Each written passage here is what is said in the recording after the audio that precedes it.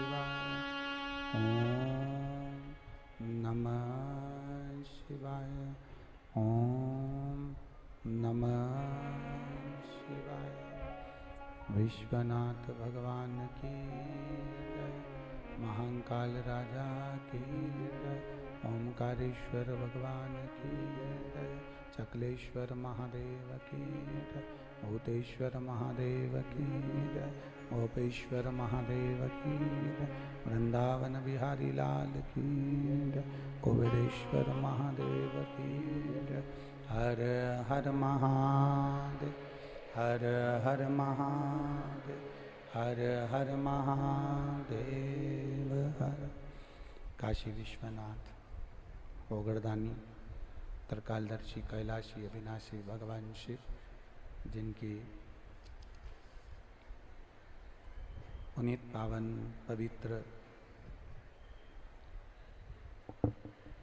शिव महापुराण की कथा संपूर्ण विश्व के कल्याण हेतु बाबा देवाधिदेव महादेव की कृपा से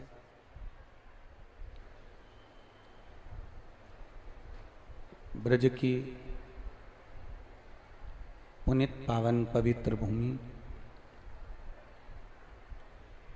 जहाँ आप और हम भगवान शिव की अविरल भक्ति प्रदान करने वाली संपूर्ण विश्व का कल्याण करने वाली पवित्र शिव महापुराण की कथा दामोदर मास में कार्तिक के इस पवित्र अवसर पर श्रवण कर रहे हैं। कथा के मुख्य यजमान श्री सुभाष चंद्र अग्रवाल बासैया जी, श्रीमती रेणु अग्रवाल, श्री सौरभ अग्रवाल जी बासैया, श्रीमती सोनल अग्रवाल जी एवं समस्त अग्रवाल परिवार, समस्त शिव भक्त परिवार, कौशिकला जिला मथुरा। एक बार यजमान परिवार के लिए जोरदार ताली बजाकर स्वागत, वंदन, अभिनंदन। जिन्होंने इस पवित्र शिव महापुराण की कथा का आयोजन करवाकर संपूर्ण क्षेत्रवासियों का, संपूर्ण ब्रजवासियों को एक आनंद की अनुभूति कराई है। मैं बहुत बहुत साधुवाद देता हूँ श्री सुभाष चंद्र जी को, श्री सौरभ जी को, जिंदगी में परमात्मा अगर मौका दे, भगवान यदि कृपा करे और मौका दे, आपको अवसर प्रदान करे, तो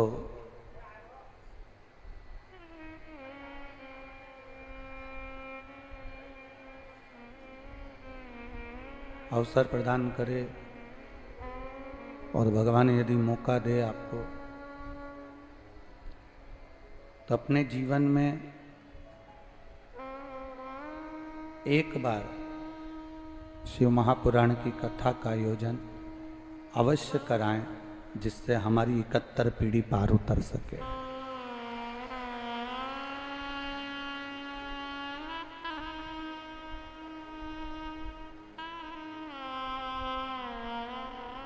परिवार के लोग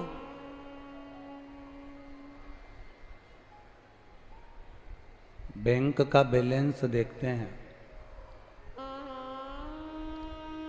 पीछे की आवाज बढ़ाइए। परिवार के लोग बैंक का बैलेंस देखते हैं और मेरे भोले बाबा, मेरे त्रिकालदर्शी, मेरे कैलाशी अविनाशी भगवान शिव तुम्हारे बैंक का बैलेंस नहीं देखेंगे कि तुम्हारे पास में कितना धन है, कितना वैभव है, कितनी तुम्हारी सत्ता है।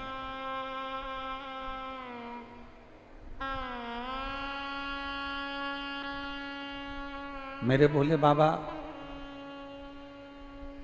तुम्हारा बैलेंस देखेंगे तो केवल तुम्हारी भक्ति का, तुम्हारे हृदय का, तुम्हारे मन का, तुम्हारी चित्तवृत्ति का और तुम्हारे भजन का बैलेंस देखेंगे कि तुमने कितना भजन किया है।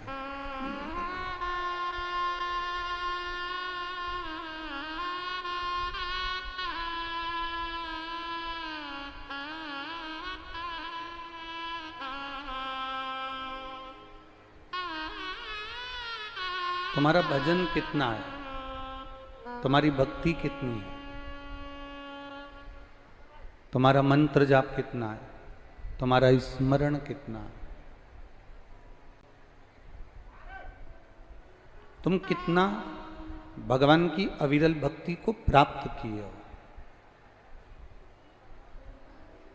तुमने कितना मंत्र का जाप किया, तुमने कितना मंत्र का स्मरण किया, तुमने कितना मंत्र जाप में अपना समय लगाया।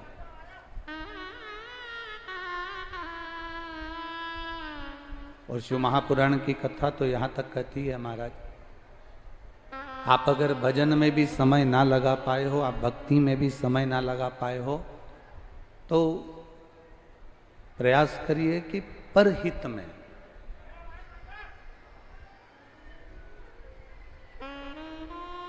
पीछे एलईडी गड़बड़ है क्या? एलईडी बंद है, पीछे की एलईडियां चालू करवाइए। एलईडी वाले पीछे जाके एलईडी देखें, एलईडी यहाँ चालू करवाएं।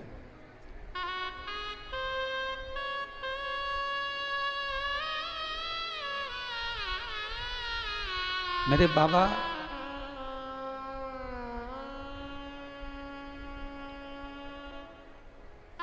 केवल अगर देखते हैं तो तुम्हारा भजन, तुम्हारा कीर्तन, तुम्हारा मंत्र जाप, तुम्हारा स्मरण, तुम्हारा नाम जाप, तुम्हारा भगवत भजन मेरे बाबा देखते हैं। बड़ा ही रिवाज। मेरे बाबा को तुम्हारी दौलत, तुम्हारा वैभव, तुम्हारा धन, तुम्हारी सत्ता, इससे कोई मतलब नहीं।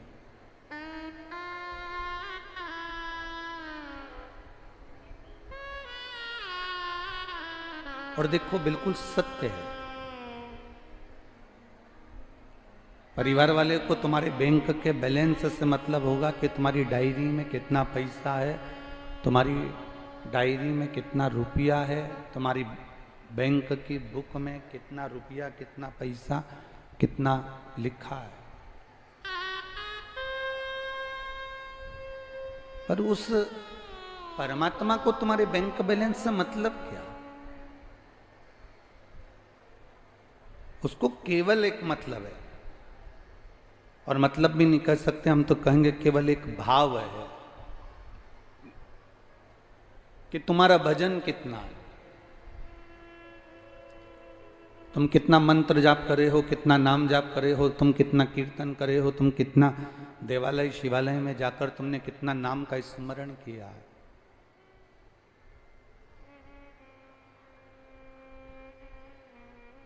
तुमने कितना भगवत स्मरण में अपना समय लगाया है।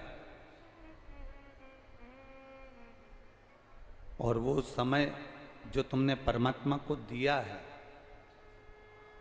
वो परमात्मा तुम्हारे उस समय को संजो कर रखता है।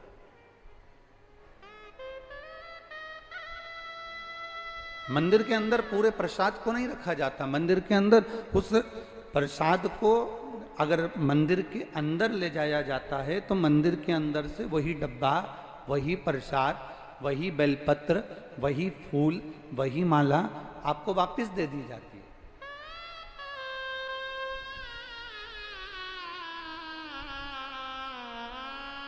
आपको वापस प्रदान कर दिया जाता है।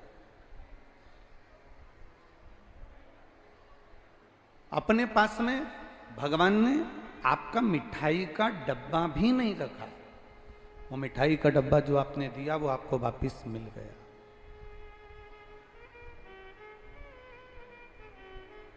वो मिठाई का डब्बा जो आपने दिया वो वापस आपको प्राप्त हो गया।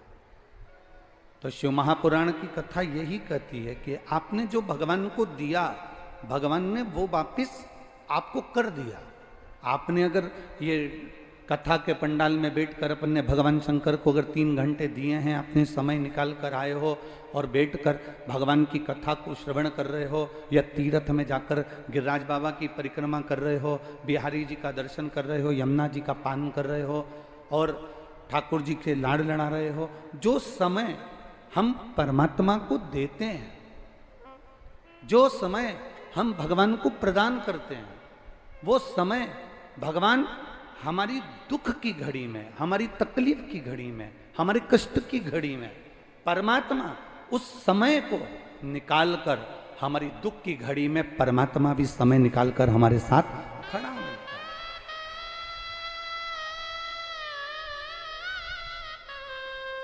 भगवान भी दुख की घड़ी में हमारे साथ में सम्मुख में खड़ा मिलता है हमारा।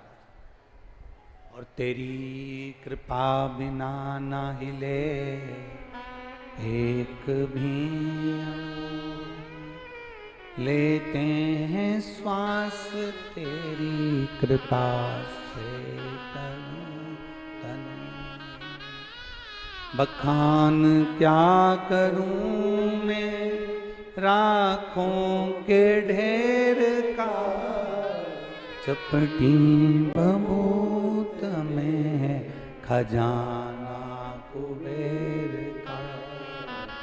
हे गंगधार मुक्ति द्वार ओंकार तू, भोले ओंकार तू,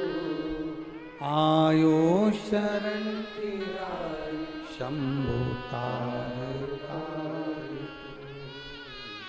हमारी तकलीफ की घड़ी में, हमारे दुख की घड़ी में, हमारे कष्ट की घड़ी में वो हमारे साथ, जो हमने अपने समय में से निकालकर जो परमात्मा को समय दिया है, हमने जो समय निकालकर भगवान को समय प्रदान करा है, वो समय परमात्मा हमको देता है, वो समय हमको भगवान जरूर देता।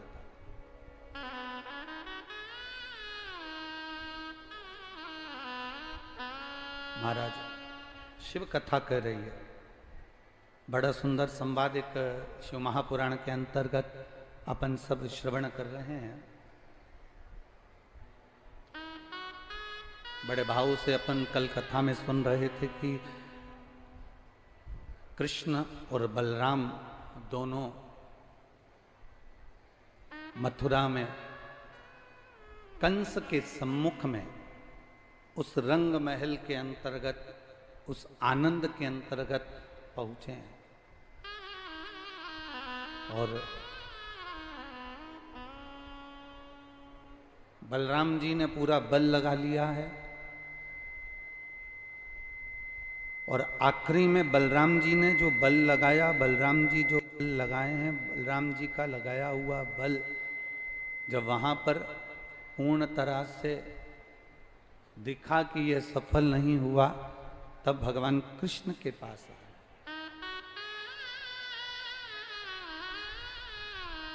तब भगवान कृष्ण के करीब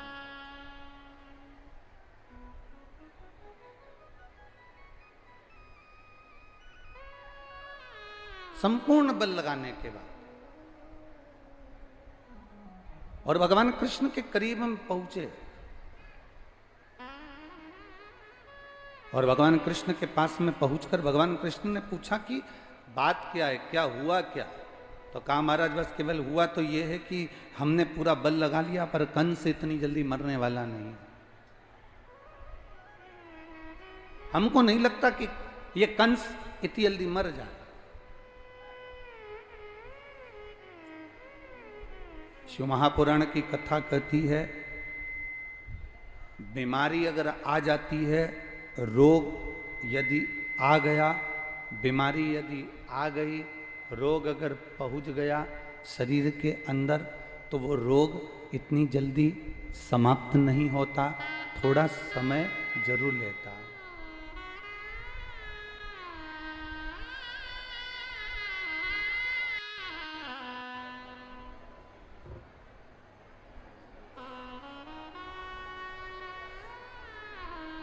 अगर रोग शरीर के अंदर आ गया,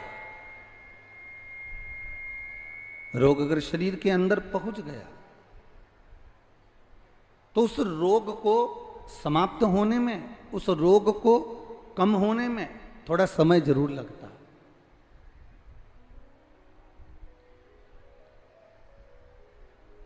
हां, कर्म की गति को काटने में थोड़ा समय जरूर लगता है। और शिव महापुराण की कथा कहती है, भगवान शंकर का संवाद कहता है, शिव महापुराण की कथा कर रही है, भगवान शंकर की कथा कर रही है कि जैसे रोग को कटने में समय लगता है, कर्म की गति को काटने में समय लगता है, उसी तरह यदि हम देवाधिदेव महादेव पर एक लोटा जल समर्पित कर रहे हैं, हम ठाकुर जी का भजन कर रहे हैं, हम स्मरण कर रहे हैं, हम संकीर्तन कर रहे हैं, हम मंत्र जाप कर रहे हैं, हम नाम जाप कर रहे हैं, हम भगवान की अविरल भक्ति में डूबे हुए हैं, तो शिव महापुराण की कथा, शिव महापुराण की कथा कहती है, हमारा भजन करना, हमारा एक लोटा जल समर्पित करना, हमारा भगवान की मंदिर की ओर अग्रसर होना, हमारे कर्म की गति को और हमारे रोग को, कर्म की गति को भी और रोग को भी, हमारा किया गया भजन हमारी कर्म की गति को भी और रोग को भी धीरे धीरे धीरे धीरे समाप्त कर ही देता है, और वो रोग आखिरी में खत्म हो ही जाता है।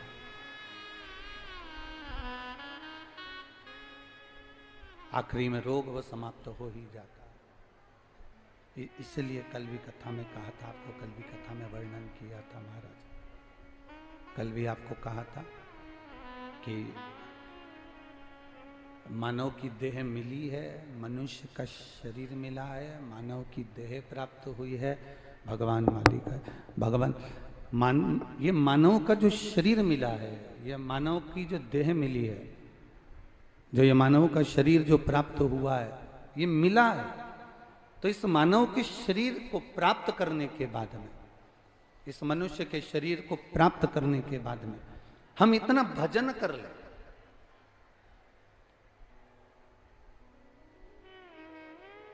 हम भगवान की वो अविरल भक्ति को प्राप्त कर ले, जिस भक्ति के बल पर हमारा दुख, हमारा कष्ट, हमारा रोग, हमारी तकलीफें, ये सब धीरे धीरे धीरे धीरे समाप्त होती चली जाए। इसीलिए कल कहा था, मत बुरे कर्म कर बंदे वरना पछताएगा, भगवान की आंखों से तू बच नहीं पाएगा, तू बच नहीं पाएगा। अरे ओ अज्ञानी मत करना, तेरे कर्म का फल भी तू ही पाएगा, जैसा किया तूने तेरे आगे आएगा। मत बुरे कर्म कर वरना पछताएगा, भगवान की आंखों से तू बच नहीं पाएगा, तू बच नहीं पाएगा। कथा कर रही है, शिव महापुराण वर्णन कर रही है, भगवान शंकर का संवाद कर रहा, शिव कथा कर रही है। कर्म की गति को काटना है, रोग को भी काटना है, दुख को भी काटना है। तो भगवान देवाधिदेव महादेव के मंदिर में, भगवान शिव के मंदिर में एक लोटा जल जब आप समर्पित करेंगे, भगवान शंकर के मंदिर में जाना प्रारंभ करेंगे, अपने आप आपका दुख कटना प्रारंभ हो जाए, अपने आप। अब उसमें ना तो सियोर वाला महाराज कुछ करेगा, ना दुनिया का कोई सा महाराज तुम्हारे लिए कुछ करेगा। अपने मन के भ्रम को निकाल दो कि मैं वहां जाऊंगी तो वहां से ये भभूति ले आऊंगी, मैं वहां जाऊंगी तो वहां से बेल ले आऊंगी, मैं वहां जाऊंगी तो वहां से नारियल ले आऊंगी और मेरा दुख कट जाएगा। ना ना, शिव महापुराण की कथा कहती है, छींक आती है तो खुद को छींकना पड़ता है, खांसी आती है खुद को खांसना पड़ता है, रोना आता है खुद को रोना पड़ता है, सिर में दर्द होता है दवाई खुद को खाना पड़ती है, पेट में दर्द होता है दवाई खुद को खाना पड़ती है। उसी तरह हमारे जीवन में जो हमारे कर्म का दुख आएगा वो हमको भोगना है। इसलिए भगवान का भजन हम स्वयं करेंगे तो हमारे कर्म की गति का दुख अपने आप कटता चलेगा। अपनी कर्म गति का दुख अपने आप कटेगा, कि कर्म गति का दुख अपने आप कटता चले जाए। आप अपने कर्म के अनुसार अपनी कर्म की गति का दुख आप स्वयं अपने भजन के अनुकूल, आप अपने कीर्तन के अनुकूल, भक्ति के अनुकूल मिटा सकते हो। एक बात आपसे पूछें, आप सब उत्तर देंगे ऐसा हमारा विश्वास कहता है। अभी नेट कौन सा जीबी चल रहा है? 5G, 4G की, 3G की, 1G? जम के बोलो जरा। 5G। अब आपसे पूछें कि पूर्व में जो नेट चलता था एकदम पूर्व में जो नेट चलता था धीरे धीरे धीरे धीरे आदमी थोड़ा बहुत यूज करता था, थोड़ा बहुत चलाया, थोड़ा बहुत देख लिया और आखिरी में वो अपने काम में लग गया, वो अपने कर्म में लग गया, वो अपने कर्म में लगा। नेट स्लो था, मनुष्य फास्ट था। बोलो सही है कि गलत है? अरे जम के तो बोलो जरा। नेट स्लो था, मनुष्य फास्ट था। नेट स्लो है और मनुष्य फास्ट है। अब नेट फास्ट है और मनुष्य स्लो है। थोड़ा बहुत हिल लेता था, चल फिर लेता था, काम कर लेता था, मेहनत कर लेता था और अपनी मेहनत में तत्पर रहता था, अपनी मेहनत में प्रबलता में वो अग्रणी रहता था। अब धीरे धीरे धीरे धीरे धीरे धीरे वो व्यक्ति जो है, मनुष्य जो है, वो नेट तो फास्ट हो गया पर मनुष्य स्लो हो गया। मम्मी ने कहा जा बाजार से हिला दे, अभी मंगवाता हूं, बस मोबाइल पर कॉल किया और सामान आ गया। वो हिलना पसंद नहीं करा।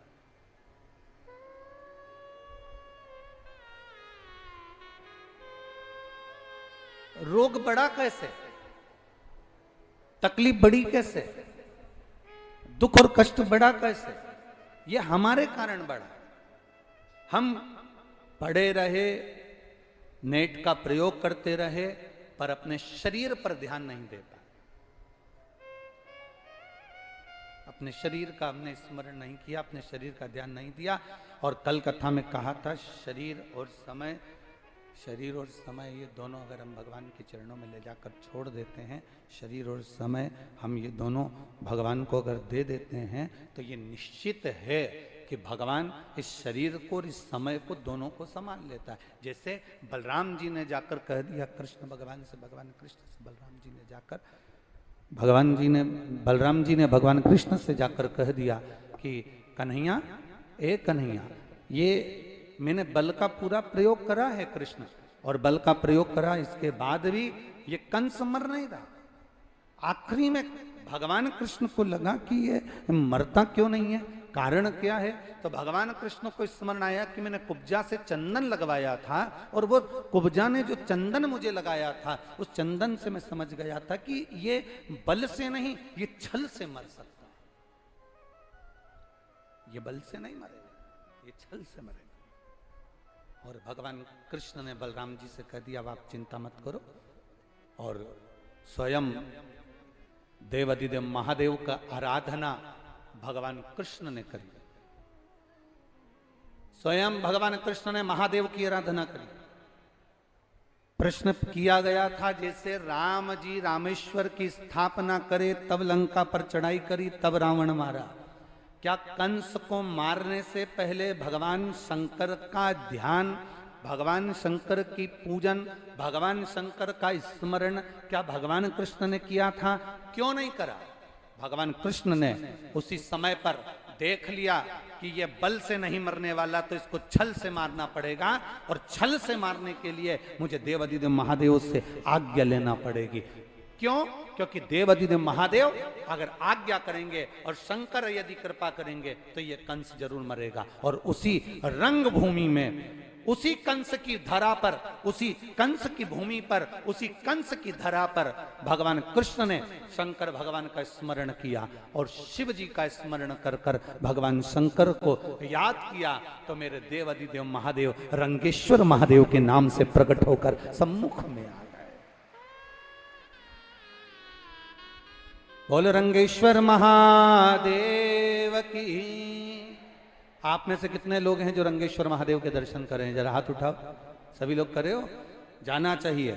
जब व्यक्ति हार जाए, जब व्यक्ति को लगे कि मेरा कोर्ट कचहरी का काम नहीं हो रहा, जब व्यक्ति को लगे कि मेरी हार होती चली जा रही है, जब व्यक्ति को लगे कि मेरे जीवन में कोई तरक्की की सीढ़ी मेरे सम्मुख में नहीं है, जब व्यक्ति को लगे कि सारी दुनिया ने मुझे ठोकर मारकर छोड़ दिया, जब व्यक्ति को लगे कि दुनिया के लोगों ने मुझे ताना मारकर छोड़ दिया, लोगों ने मुझे ठोकर मार दी, ताना मार दिया और मुझे छोड़ दिया, जब व्यक्ति को लगे कि अब मेरा कोई नहीं है, उस समय पर एक बार यमुना जी का जल भरकर रंगेश्वर महादेव को चढ़ा कराना और दिल से कह कराना, बाबा उसको स्वीकार करता है।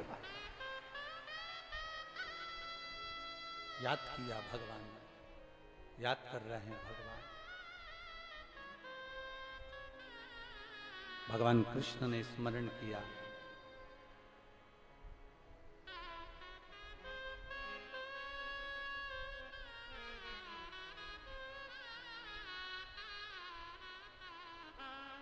देखो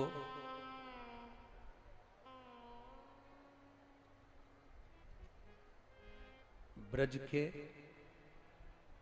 कुछ महादेव का मंदिर, ब्रज के अंदर कुछ देवादिदेव महादेव के मंदिर, भगवान शिव का मंदिर ऐसे हैं जिस मंदिर के अंदर भी अगर हम नहीं पहुंचे, मंदिर के दरवाजे तक भी हम नहीं पहुंचे, तो हम केवल उसको हृदय से स्मरण कर लेते हैं तो महादेव हमारे ऊपर कृपा जरूर बरसा देते हैं। ऐसे मंदिर भी इस ब्रज धरा पर विराजमान।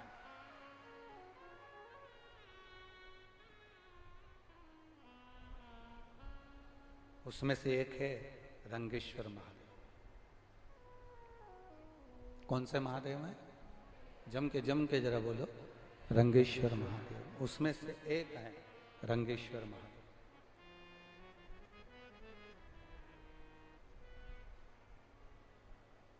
हम तो यहां तक लोगों से कहते हैं, आप लोगों ने अगर पूर्व में कथा सुनी हो तो हमने कई बार कथाओं के माध्यम से वर्णन किया, यदि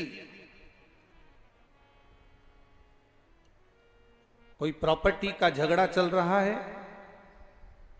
कोई अदालत में पति पत्नी का झगड़ा चल रहा है, भाई भाई का झगड़ा चल रहा है, कोई नातेदार रिश्तेदार के माध्यम से कोई गलत तरीके से किसी ने अगर कोई केस लगा दिया, कोई प्रशासनिक कार्यवाही चल रही है, तो शिव महापुराण में हमने पहले भी वर्णन किया, आज फिर कहते हैं, एक बेलपत्र, एक शमी पत्र, एक दुर्वा और एक कनेर का पुष्प,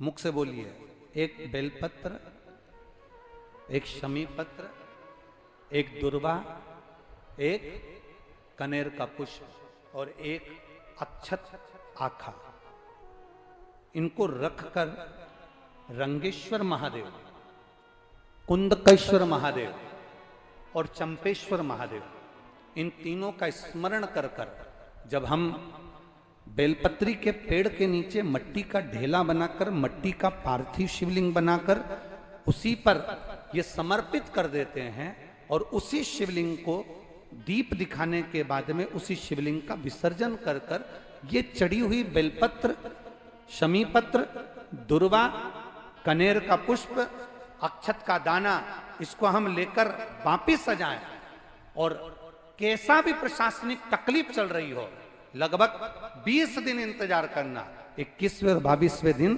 बाबा चाहेगा तो निर्णय आपके पक्ष में ही आएगा, ये निश्चितता। रंगेश्वर महादेव विजेता का प्रतीक है।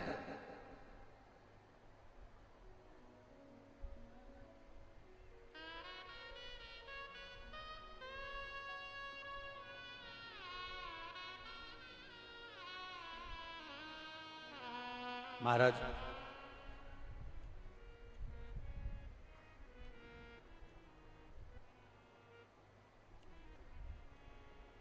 कल हमको माननीय कमल जी ने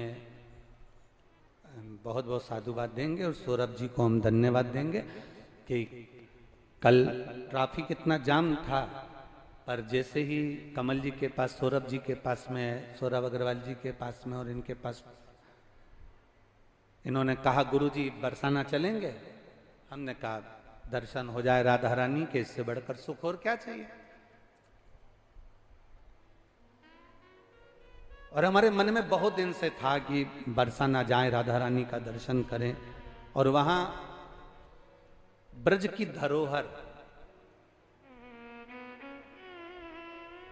ब्रज रच की पूंजी,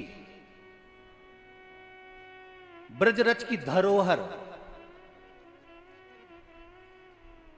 और ब्रज रच का सुख श्री संत शिरोमणि श्री विनोद बाबा जी वहाँ बरसाने में विराजते हैं। तो मन में आया, हमने इनसे कहा जब बरसाना राधा रानी का दर्शन करने जा रहे हैं तो मन है कि वहाँ पर परम रसिक श्री विनोद बाबा जी रहते हैं, हम एक बार उनका भी दर्शन करना चाहते हैं।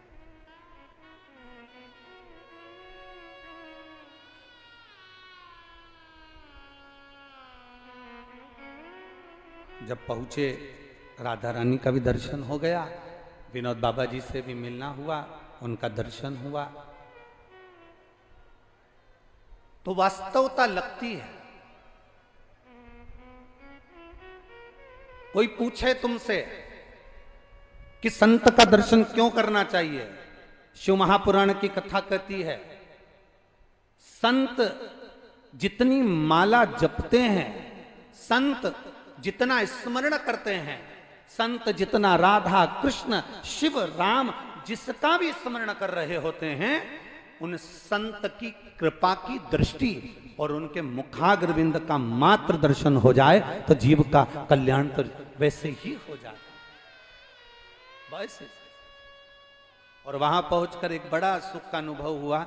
हम जब पहुंचे, बाबा जी की कुटिया थी छोटी सी, वहां कोई ना कोई दिखावे का काम तो वहां था नहीं है, और संत का जैसा भाव होता है कुछ भी नहीं, छोटी सी कुटिया, पुरानी सी दीवार, छोटा सा दरवाजा, उसके अंदर से जाकर जब हम पहुंचे, हम मट्टी का नीचे फर्श मर्स तो कुछ लगा नहीं था, केवल गोबर लिपा हुआ था, छोटी सी कुटिया। आप में से कोई गए हैं? आप लोग गए हैं विनोद बाबा जी के दर्शन करने के लिए? तो वहां छोटी सी कुटिया, अंदर जाकर हम जब पहुंचे, और पहुंचने के बाद मन में बहुत बड़ा भाव था, बहुत बड़ा भाव था।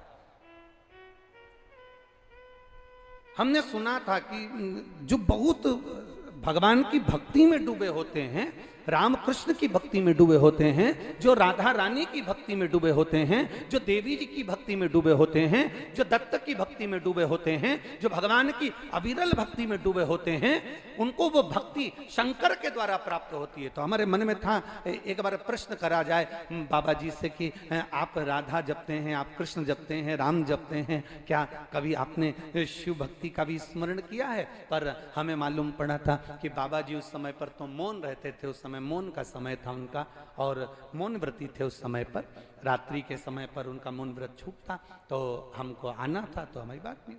पर उनके जो शिष्य हैं, हमने उनसे पूछा कि हमारे मन में एक संशय है, आप उसका उत्तर देंगे? ये सौरभ जी के सामने की बात है, कमल जी के सामने की बात है, आप उसका उत्तर देंगे? उन्होंने कहा बोलिए महाराज जी। हमने कहा ये बताओ कि हमने आज तक जितनी पुराणे पढ़ी, जितने शास्त्र पढ़े, उसमें लिखा है कि राम शिव की भक्ति देते हैं और शिव राम और कृष्ण की भक्ति देते हैं, तो हमें यह मालूम करना है कि बाबा जी राधा कृष्ण की,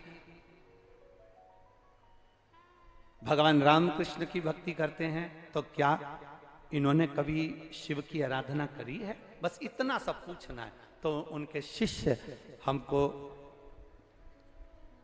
विनोद बाबा जी जिस परम पूज्य संत शिरोमणि जिस शिवलिंग का पूजन करते हैं, उस शिवलिंग के पास में ले गए और कहा महाराज जी, बाबा जी आज से नहीं, पूरे ब्रज के वनों में जहां जहां रहे, उस वन में उन्होंने जब तक शंकर को एक लोटा जल नहीं चढ़ा लिया, तब तक वो कुछ लेते ही नहीं, भगवत भजन में ही लीन रहते।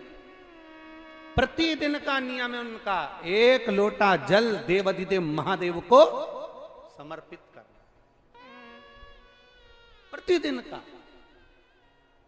और आपको कभी मौका मिले, आप कभी बरसाना जाएं और पूज्य गुरुदेव के कुटिया में जब आप प्रवेश करें, तो आप वहां जाकर उनके शिष्य से जरूर एक बार कहना कि जो बाबा जी जिस महादेव को एक लोटा जल चढ़ाते हैं वो महादेव का दर्शन एक बार हमको भी जरूर कराओ। वो महादेव साधारण नहीं हो सकते जो राम और कृष्ण की अविरल भक्ति आपको प्रदान की, सहजता नहीं हो सकती।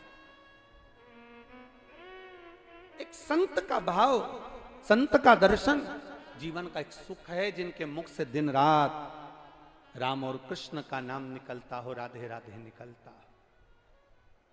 तो शिव महापुराण की कथा कहती है, लोग कहते हैं गुरुजी ऐसा करने से ऐसा हो जाता है। हम कहते हैं कर कर देखिए, पत्र देखिए बड़ा सुंदर है। अभी हम पत्र ज्यादा पढ़े नहीं हैं,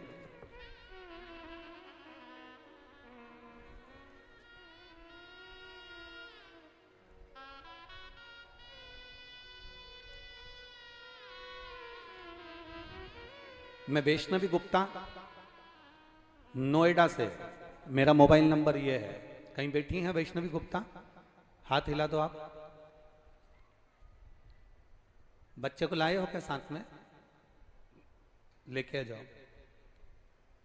ले आओ। मैं वैष्णवी गुप्ता नोएडा से हूं गुरुदेव, मेरा मोबाइल नंबर ये है। मेरी मां नीमा गुप्ता जो मथुरा आराध्या स्टेट कॉलोनी में रहती हैं, मेरी माता नीमा गुप्ता जो मथुरा के आराध्या स्टेट कॉलोनी में रहती हैं गुरुदेव। पत्र आप लोग भी टीवी के माध्यम से, एलईडी के माध्यम से पढ़ सकते हैं। मथुरा के आराध्या स्टेट कॉलोनी में रहती हैं गुरुजी। मेरा मोबाइल नंबर ये है। मेरी शादी के कुछ साल बाद मेरा गर्भ ठहरा, संतान गुरुजी मेरे गर्भ में आई। इससे पहले मेरा 2 बार 3 बार गर्भपात हो चुका था, संतान का सुख नहीं हो पा रहा था, बड़ी मुश्किल से गर्भ ठहरा। पर गुरुदेव बच्चे की रिपोर्ट जैसे आना थी वैसी रिपोर्ट नहीं थी। बच्चे के सिर में गांठ थी और बच्चे की दोनों किडनी बेकार थी।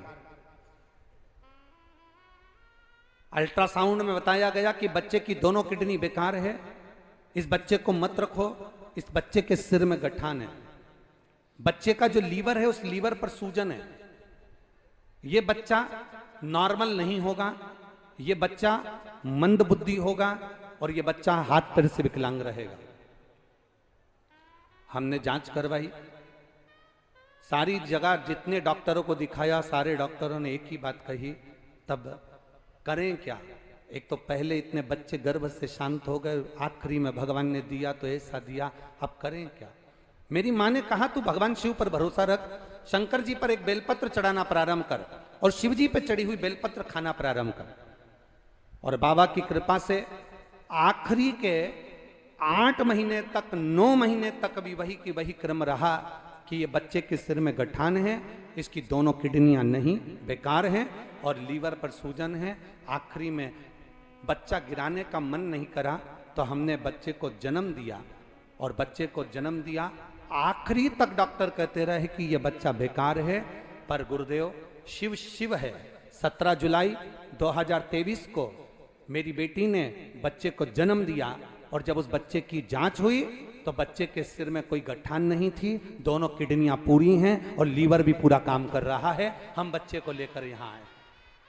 ये शिव तत्व है, ओ घड़ी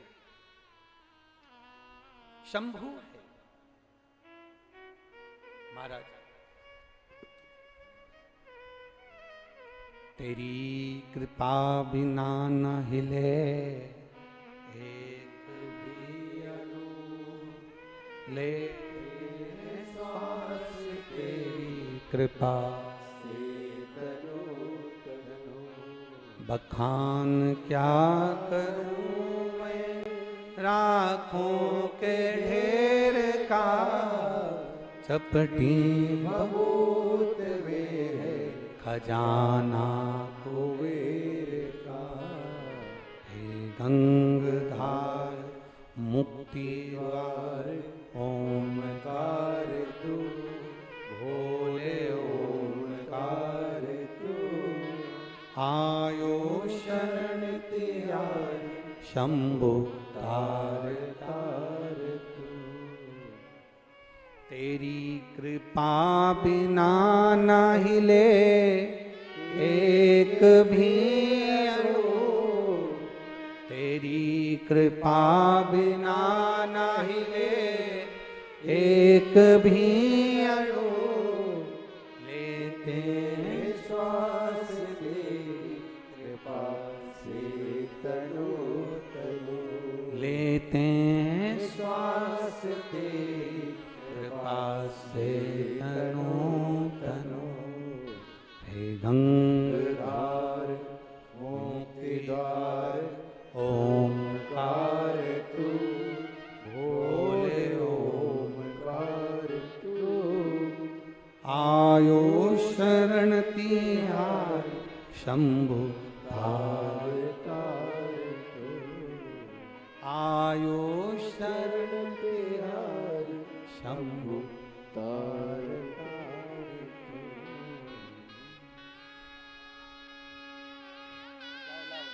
रो नहीं अब लाओ।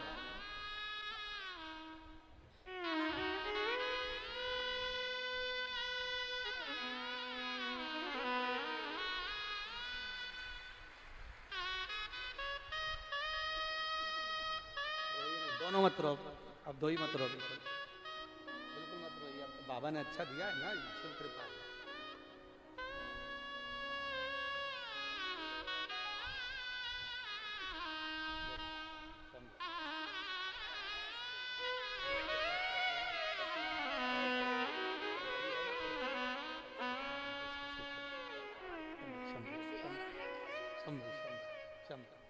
रोइए नहीं, खुश होकर जाओ, बाबा ने दिया आनंद से। बोला हर हर शिव कृपा बिना नहीं। लोग कहें क्या होता है शंकर की आराधना से, शिव की भक्ति से, शिव के गुणगान से। कभी हम कहेंगे कभी मौका मिले जिंदगी में और सब जगह से ठोकर मार दी गई हो और सबने जब हाथ छोड़ दिया हो, सबने ठोकर मार दी हो, सबने हाथ अगर छोड़ दिया हो, तब एक बार मेरे देव अधिदेव महादेव के चरणारविंद के अंदर जाकर जरूर बैठना, उसके चरणों में जाकर जरूर। और जब हम उसके चरणों में जाकर बैठेंगे, जब उसके पास जाकर बैठेंगे, तो हमको कुछ ना कुछ देगा, संभालेगा जरूर, देगा जरूर। मेरी जीजियों और मेरे ब्रज के जीजाओं, आप सब लोग आए जरूर हो, इस कथा के अंदर बैठे हो। सुभाष चंद्र अग्रवाल जी और सौरभ जी अग्रवाल जी इस कथा को करवा जरूर रहे हैं, पर हम तो कहते हैं यजमान यजमान नहीं रहता। जो शिव महापुराण की कथा को करवाता है वो स्वयं शंकर का एक रूप होता है, जो शिव महापुराण की कथा को करवा लेता है।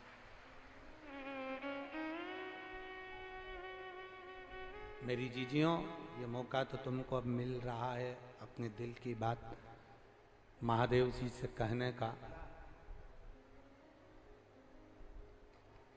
आप दिल से जब देवाधिदेव महादेव से कहेंगे तो वो दिल से सुनेगा। मेरे कृष्ण ने, मेरे ठाकुर जी ने बलराम जी से कहा तुम चिंता मत करो, ये मरेगा कंस और इसको मारूंगा, ये मरेगा।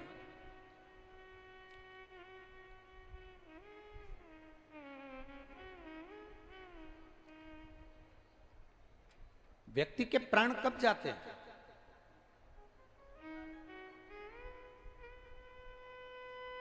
रावण के पास में 9 ग्रह थे, देवता भी थे, बंधी बने हुए थे, सब कुछ था, सोने का महल, सत्ता, वैभव, सब कुछ था। आखिरी में रावण का अहंकार रावण को मार दिया। रावण का अभिमान रावण को समाप्त कर दिया।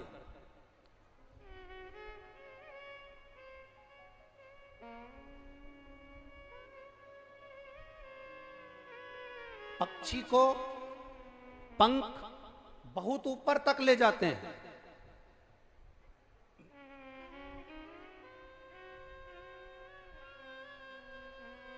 पक्षी को पंख बहुत ऊपर तक ले जाते हैं। और जिस व्यक्ति में नम्रता होती है,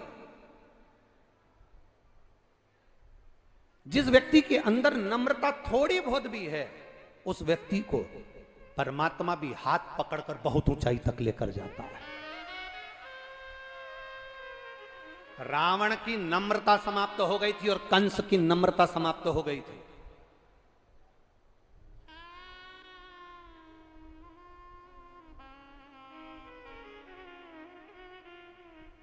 रावण की भी नम्रता समाप्त हो गई थी और कंस की भी नम्रता समाप्त हो गई थी। रावण जब माता सीता के सामने पहुंचा था तो जानकर रावण कहता था कि तू मेरी हो जा और मुझे अपना बना ले। नम्रता समाप्त हुई। मंदोदरी ने समझाया रावण को। मंदोदरी ने रावण को समझाया, तुम मानो। मंदोदरी रावण से कहती है, तुम जानकी जी को पहचान लो, ये कोई साधारण नारी नहीं है, ये देवी है, लक्ष्मी है, राम नारायण है, उनको पहचानो। पर रावण मंदोदरी की ऊपर क्रोध कर दिया, अपनी नम्रता को, अपने व्यवहार को भूल गया रावण, और अपनी ही धर्मपत्नी को अपशब्द रावण ने कहना चालू कर दिया, अपनी धर्मपत्नी को ताना देना चालू कर दिया, अपनी धर्मपत्नी को अपशब्द कहना प्रारंभ कर दिया। शिव महापुराण की कथा कहती है, जब धर्मपत्नी हर जगह पर गलत नहीं कहती, जब कभी धर्मपत्नी भी आपको अगर मार्ग प्रशस्त करे तो यह आपका फर्ज बनता है कि उसकी बातों को सुने, धारण करें।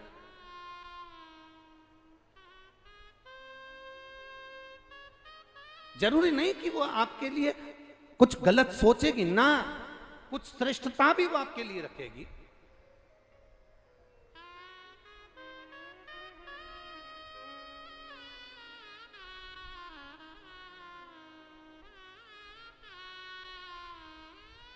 कितना कितना कितना लोग मंच पर बैठते हैं और मंच पर बैठकर कहते हैं नारी का सम्मान करो, नारी का आदर करो, नारी का सत्कार करो। जो कहें हम उनसे भी कहते हैं कि एक बार अपनी चित्तवृत्ति से अपने घर की नारी का भी आदर होना चाहिए, अपने घर की नारी का भी सम्मान होना चाहिए, अपने घर की नारी का भी आदर पूर्ण होना चाहिए। बहुत जरूरी है। नम्रता रावण भूल गया था। जैसे मंदोदरी ने रावण को समझाया था, कुब्जा, जब भगवान कृष्ण ने कुब्जा को पूरा ठीक कर दिया, कुब्जा का शरीर पूरा ठीक कर दिया, कुब्जा पूरी ठीक हो गई, कुब्जा पूरी अच्छी हो गई। जब कुब्जा पूर्ण तरह से ठीक हो गई, तब भगवान कृष्ण ने जब कुब्जा को पूरी तरह से ठीक कर दिया, तब कुब्जा सबसे पहले दौड़कर कंस के महल में गई थी। जब बलराम जी भगवान कृष्ण से कह रहे थे कि ये कंस नहीं मर रहा,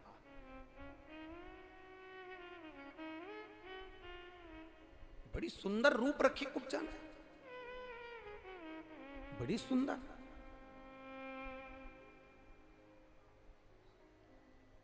इतना सुंदर रूप कुब्जा का हो गया था कि कुब्जा श्रृंगार करी हुई, जो टेढ़ी चलती थी, जो बूढ़ी दिखती थी, जो टेढ़ी होकर चल रही थी कुब्जा, वो एकदम सुंदर हो गई।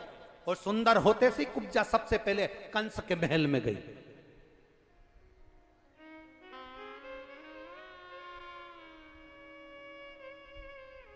और कुब्जा कंस के महल में पहुंचते से ही राजा कंस को चिल्लाती हुई जा रही है, महाराज की जय हो, महाराज की जय हो, महाराज की जय हो।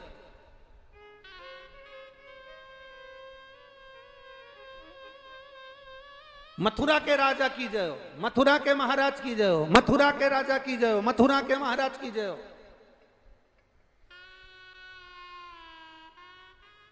अरे जितने लोग कुब्जा का जय जयकार सुन रहे थे वो सब कुब्जा पर चिढ़ रहे थे। शरीर अच्छा किसने करा? बोलो बोलो, जम के बोलो, जम के बोलो जरा। भगवान कृष्ण ने। कुब्जा को वापिस जवान किसने करा? बोलते जाओ। भगवान कृष्ण ने। कुब्जा को सुंदरता किसने दी? भगवान कृष्ण ने। अब कुब्जा जय जयकार किसकी कर रही है? अरे बोलो तो जम के, कंस की। क्या बोली? महाराज की जय हो, मथुरा नरेश की जय हो, मथुराधिपति की जय हो, मथुरा के राजा की जय हो। इतने में एक वहीं पर खड़ा हुआ एक साधारण सा भक्त भगवान का, जो ब्रज की इस पवित्र भूमि वृंदावन से, भगवान कृष्ण की पवित्र भूमि से, गौकुल से, नंदगांव से गया था, उसने जाकर कुब्जा से कहा, कितनी दल बदलू है रीतू, तेरे को अच्छा शरीर दिया भगवान ने, तेरे को अच्छा रूप दिया भगवान कृष्ण ने, और तू जय घोष क्या कर रही है? कंस के महल में जाकर क्या कर रही है? मथुरा नरेश की जय हो, मथुरा के राजा की जय हो, मथुरा के महाराजा की जय हो।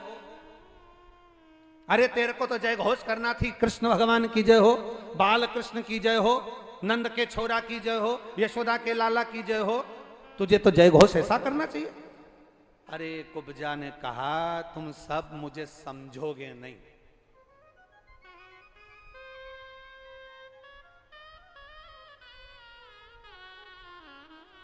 तुम सब समझने वाले नहीं हो मुझे।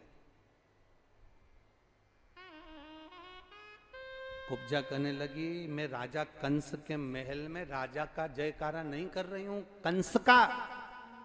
मैं तो जो नया राजा बनने वाला है, जय घोष उसका कर रही हूं। मैं क्या इसका जय घोष करूंगी? चुनाव का समय चल रहा है, झंडा किसी का भी लेकर चलते हैं लोग,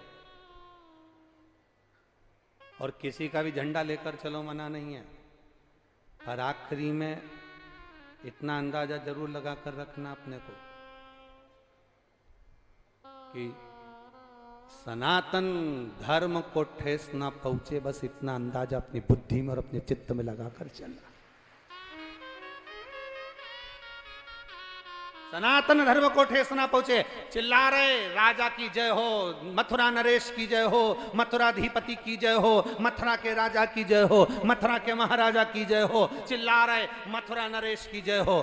परंतु यहां कुब्जा ने कंस का नाम नहीं लिया। हमेशा रोज बोलती थी कंस महाराज की जय हो, मथुरा के राजा कंस की जय हो। आज कंस नहीं बोला कुब्जा ने, आज मथुरा नरेश की जय हो, मथुरा के राजा की जय हो। अब कंस के पास पहुंची तो कंस ने कहा, इतनी सुंदर स्त्री, इतनी सुंदर नारी, ये कौन है? तो इतने में किसी ने कहा, ये कुब्जा है, कुब्जा। तो कि ये तो टेढ़ी थी, सीधी कैसे हो गई? किसी ने कहा, महाराज दीवाल पे कील को ठोको ना, जो दीवाल पे कील को ठोकते हैं तो कील टेढ़ी हो जाती है, पर कील कब तक टेढ़ी है? जब तक वो सही जगह नहीं ठुकी। दो ईंट के बीच में एक दर होती है और वो प्लास्टर से छुपी होती है, पुट्टी लगी होती है। ठोकने वाला यहां कील ठोक कर देखता है, टेढ़ी हो गई, यहां ठोक कर देखा, टेढ़ी हो गई। कील को तीसरी जगह ठोक कर देखा, दो ईंट के बीच में सरंग दर में जब वो कील लगती है तो वो कील टेढ़ी नहीं होती, पूरी की पूरी समाहित हो जाती है।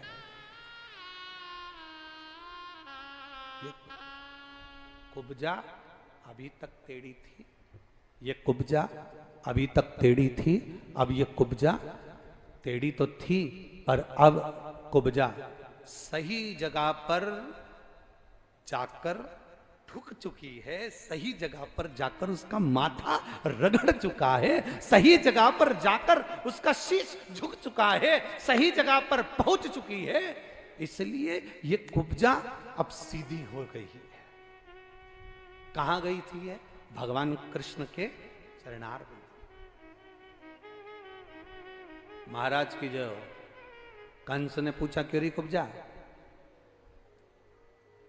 चंदन लाई है मेरा?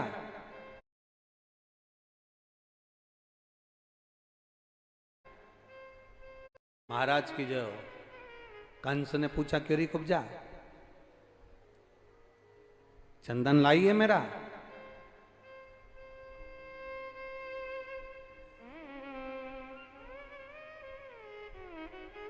चंदन लाइए।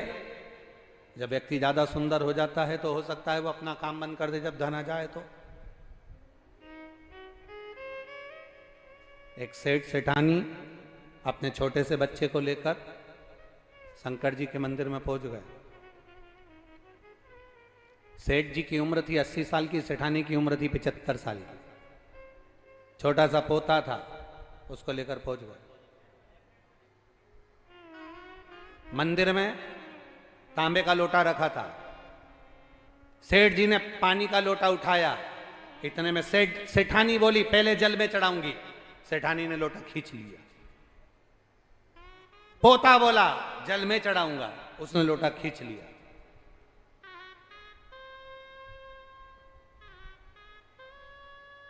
इतने में तो सेठ जी ने लोटा भरा, शंकर जी के ऊपर ले गए।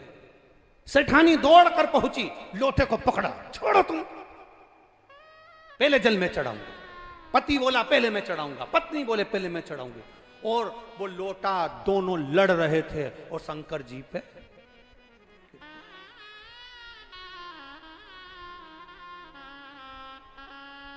पार्वती मैया शंकर जी के चरणों की सेवा कर रही थी। उन्होंने सोचा आज चतुर्थी का व्रत है, भगवान के मुख का दर्शन कर लो। जो भोलेनाथ के मुख का दर्शन करा तो पार्वती जी ने क्या देखा कि भोलेनाथ जी के माथे पे गूमा पड़ा।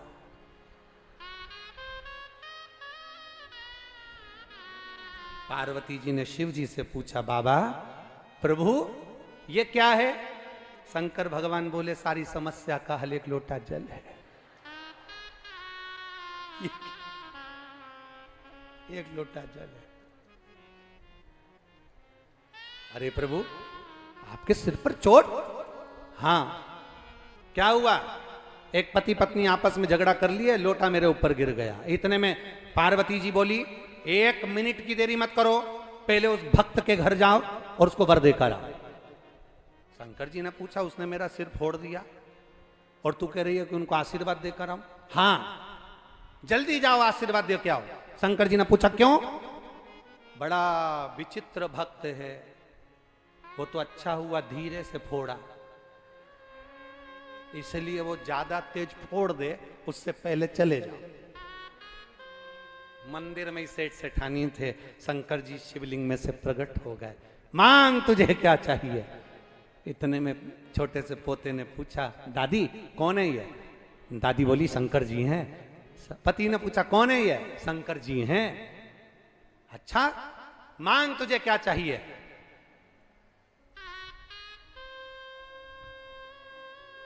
इतने में सबसे पहला पोता बोला मैं मांगूंगा, छोटा हूं। इतने में दादाजी बोले नहीं मैं घर का बुजुर्ग हूं, सबसे पहले मैं मांगूंगा।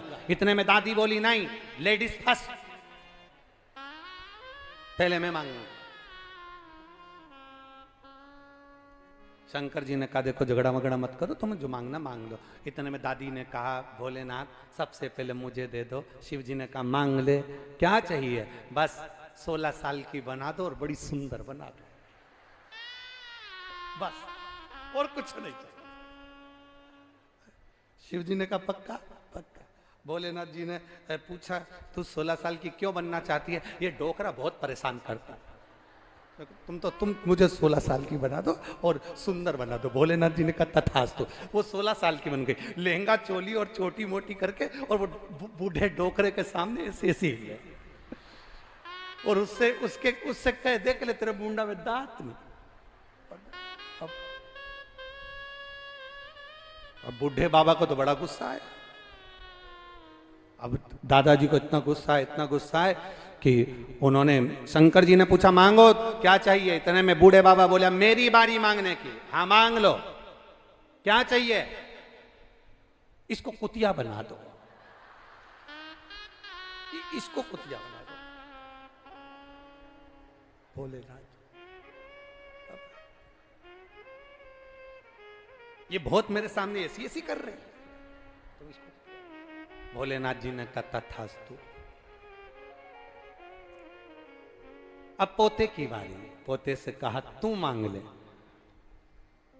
हाँ पोते ने कहीं शिव महापुराण की कथा सुन रखी थी, तो उसने भोलेनाथ जी से कहा, शंकर भगवान से निवेदन करा भोलेनाथ जी से कहा, बाबा बस इतना कर दो, जो जैसा था वो वैसा ही कर दीजिए, बस और कुछ नहीं चाहिए, और कुछ भी नहीं चाहिए। आपका आशीर्वाद मिल गया, आपकी दया दृष्टि मिल गई, आपका आशीर्वाद प्राप्त हो गया, आपकी दया प्राप्त हो गई, आपकी करुणा मिल गई, इससे बढ़कर उसको कुछ नहीं चाहिए, और कुछ भी नहीं चाहिए।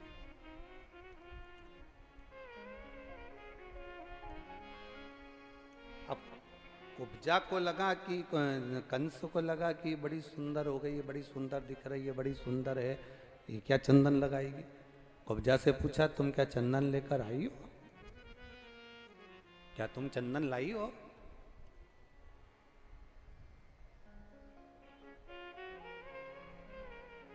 क्या तुम चंदन लाई हो?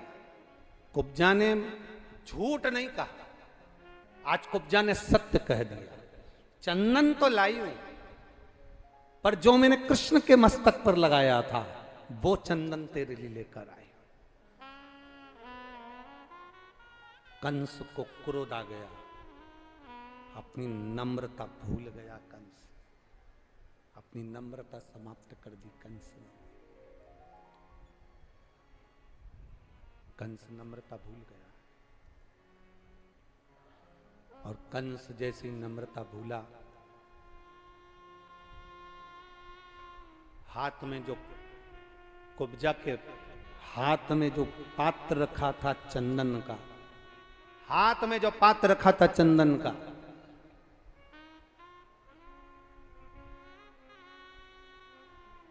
कंस ने अपने दूतों से कहा कि इसके हाथ से पात्र लेकर बाहर फेंक दो।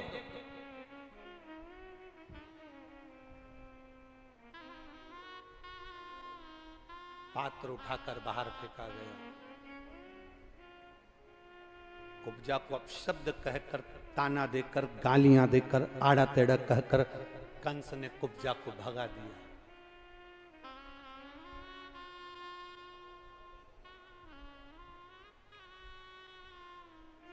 कंस कहता है, तू मुझे जानती नहीं कुब्जा, तू मुझे पहचानती नहीं है कुब्जा। ये रंग महल मेरा, राज्य मेरा, नगर मेरा, राजपाट मेरा, तो मुझे जानती नहीं है। कुब्जा ने कहा, बस महाराज तैयारी करो, जैसे भगवान के सिर पर लगे हुए चंदन को तुमने कुचला है, वो कृष्ण भी आएगा और तुमको कुचल कर जाएगा, निश्चितता है। तैयारी करो। भगवान कृष्ण ने ध्यान लगाया शिव जी का, भगवान देवाधिदेव महादेव प्रकट हुए, शंकर का शिवलिंग प्रकट हुआ, स्वयंभू शिवलिंग प्रकट हुआ, रंगेश्वर महादेव के रूप में रंग महल के नजदीक में प्रकट होते हैं तो रंगेश्वर महादेव कहला गए। कह दिया भगवान शंकर ने, कृष्ण चिंता ना करो, जाओ, तुम्हारे चंदन का अपमान करा है। और चंदन, ये लोग कहते हैं ना कि शिव जी पे चंदन लगता है, शंकर पर चंदन लगाने से क्या होता है, ठाकुर जी को चंदन लगाने से क्या होता है, भगवान का चंदन से श्रृंगार करने से क्या होता है। चंदन की मूलता जिस दिन संसार का मनुष्य जान गया, एक बार स्कंद पुराण को पढ़कर देखिए कि चंदन की मूलता क्या है, एक बार लिंग पुराण को पढ़कर देखिए कि चंदन की मूलता क्या है, एक बार कुर्म पुराण को पढ़कर देखिए कि चंदन की श्रेष्ठता क्या है, एक बार ब्रह्म विवर्त पुराण को पढ़कर देखिए कि चंदन की मूलता क्या है। मात्र शंकर जी पे चढ़ा हुआ चंदन, मात्र भगवान पे चढ़ा हुआ चंदन अगर एक अंश मात्र का भी है और उसका तुमने सम्मान किया है, सम्मान कर कर अपने मस्तक पर धारण किया है, उस चंदन को लगाकर आप आ गए हो तो आपका भी सम्मान संपूर्ण जगत में होगा, यह निश्चित है। अगर चंदन का सम्मान हुआ। अब आज के जमाने में चंदन तो गायब हो गया, अष्टगन चालू हो गया। क्या चालू हुआ है? अरे बोलो बोलो, जम के बोलो जरा। अष्टगन। चंदन, पहले चंदन घिसते थे और घिस के फिर उस चंदन को देवाधिदेव महादेव को लेपन किया जाता था, भगवान का श्रृंगार किया जाता था, भगवान के श्रृंगार का आनंद पाया जाता था। भगवान शिव की आराधना कर भगवान कृष्ण चले और मेरे ठाकुर जी उस रंग महल पर जाकर तुरंत सिंहासन पर चढ़कर कंस भागा। कंस भागा।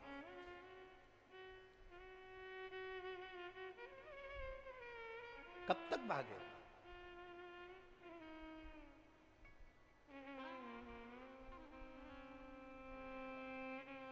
कितनी भी बादाम खाओ,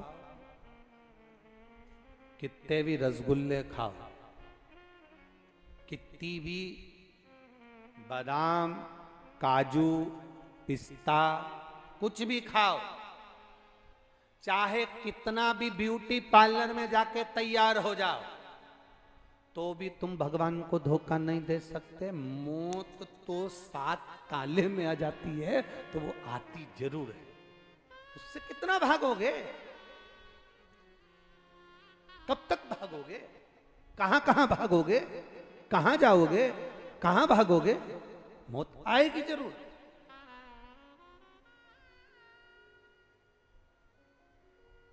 बस इतना याद रखना कि मृत्यु तो सबकी आना है, मौत सबकी आना है, प्राण सबके जाना है, अंत समय सबका आना है, सबके प्राण जाएंगे, सबकी मृत्यु होगी। पर एक बात का स्मरण अपने अंदर रखना कि अंत समय में उस परमात्मा को याद करते रहना महाराज।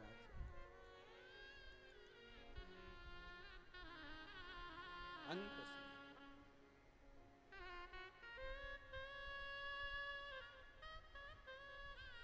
अंत समय प्रभु आना पड़ेगा, वचन दिया